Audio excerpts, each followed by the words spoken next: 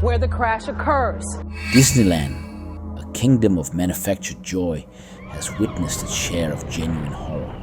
Over the decades, the whimsical facade has cracked, revealing the cold reality of tragic accidents that stole lives and left an indelible stain on the magic. From the crushing descent of Deborah Gale's stone within the singing shadows, to the mechanical malice that claimed a young man's life, these incidents serve as stark reminders. Even in the most enchanted realms, darkness can descend. Come closer as we peel back the cheerful surface and delve into some of the most chilling tragedies to have unfolded within those hallowed gates. Monorail collision. Monorail driver Austin Wenenberg, just 21 years old, lost his life in an accident that never should have happened.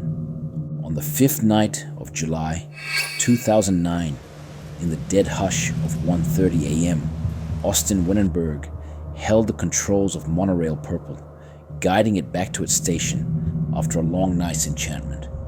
The park exhaled its last breaths of the day. Purple eased into the station, the track ahead supposedly clear. Monorail Pink, its journey preceding Purple's, should have already slipped onto the Magic Kingdom beam, safely out of harm's way. But the cold, unyielding switch remained unmoved, unseen, unheard by Pink's driver. His train lingered on the Epcot beam.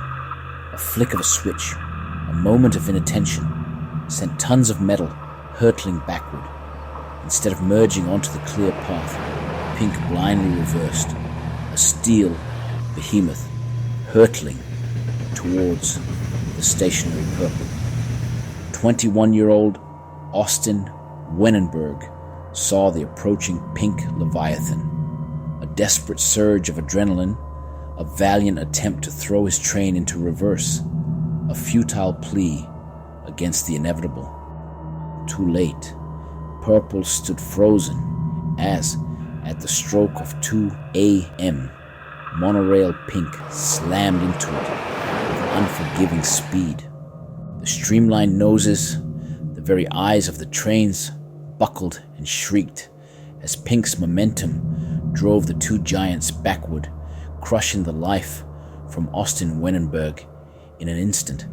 Passengers, mere mortals caught in this mechanical nightmare, remained miraculously untouched, as did Pink's oblivious pilot.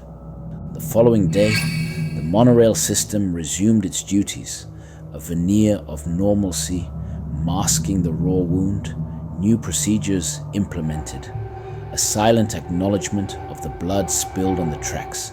Marcelo Torres. September 5th, 2003.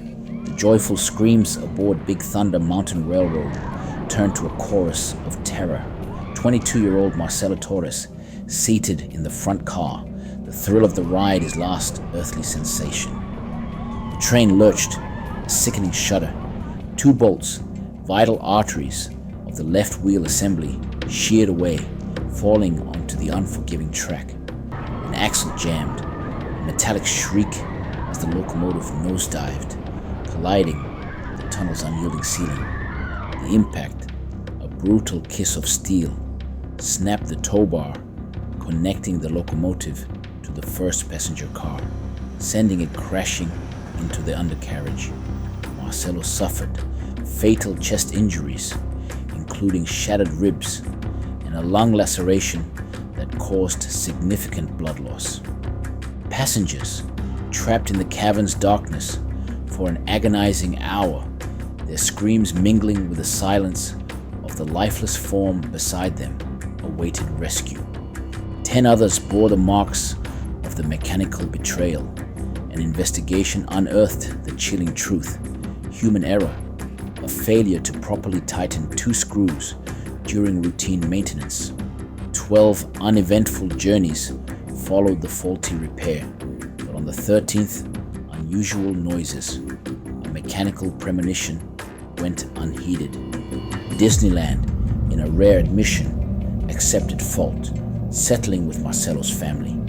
Stricter protocols were mandated, a desperate attempt to lock the gates against future tragedy, a somber reminder that even in the pursuit of joy, vigilance is the only safeguard against the abyss.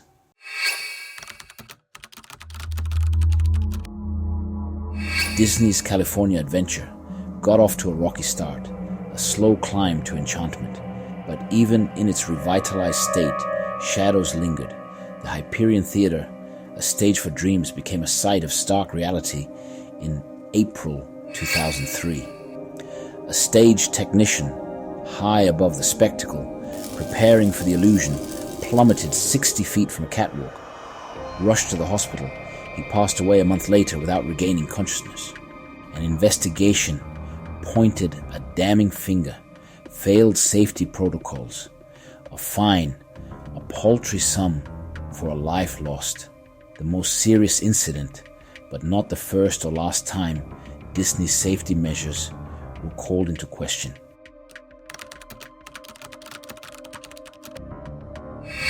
Another monorail incident, the first.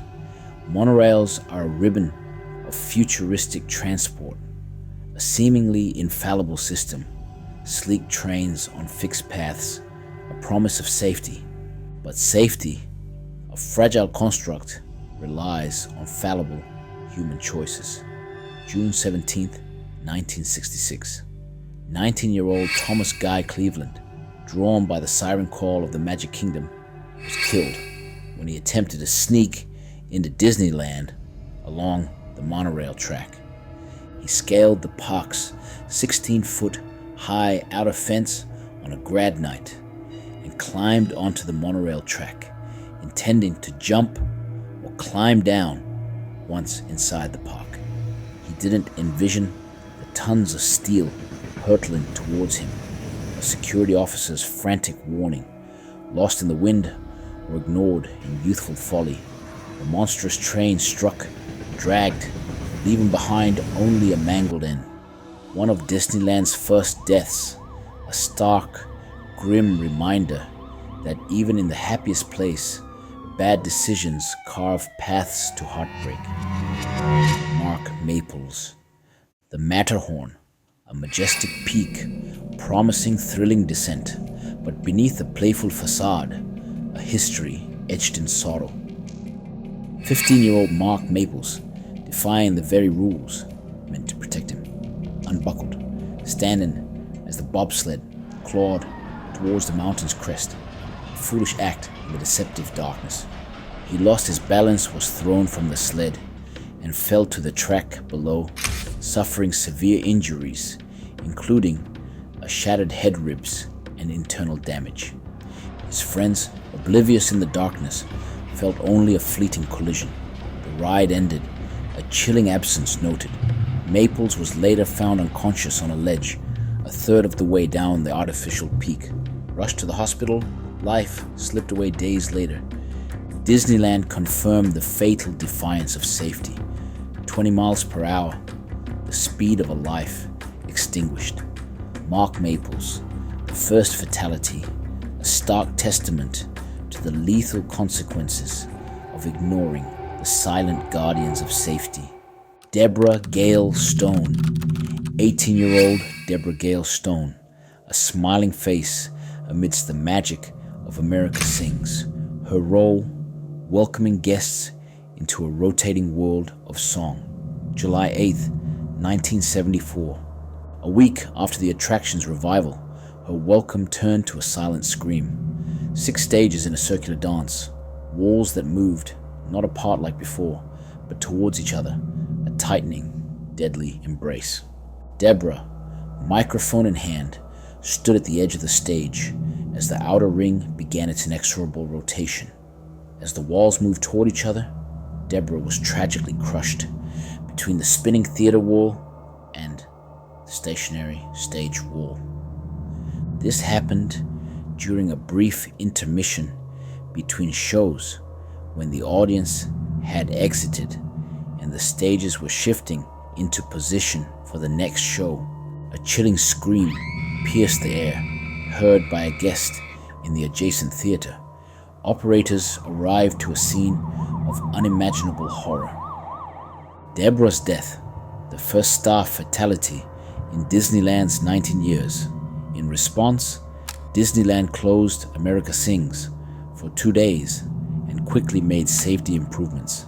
They added a warning light to notify operators if they were too close to the danger zone and replaced the solid ID walls with breakaway ones to prevent similar accidents. The ride continued its ghostly rotation until 1988, the structure finally repurposed, but the memory of the crushed hostess forever echoing in the silence. These are but glimpses into the darkness that has occasionally pierced the manufactured joy, each story a somber echo in a place designed for laughter, a chilling reminder of life's fragility. There are more tales, incidents, and other tragedies in Disney parks. Should you wish to delve further into these shadowed corners, let me know in the comments below. And remember, even in the happiest place, the darkness can find you. Sleep well if you can.